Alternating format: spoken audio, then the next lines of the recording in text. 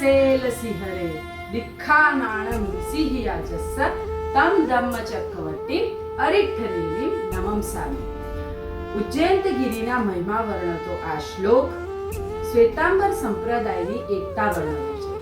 એ જ રીતે શ્વેતાંબર સંપ્રદાય પર આવી પડેલા અનેકવિધ વાવાઝોડા સામે શ્વેતાંબર સંપ્રદાય પોતાના એકતાની યશોગાથા વર્ણવે છે।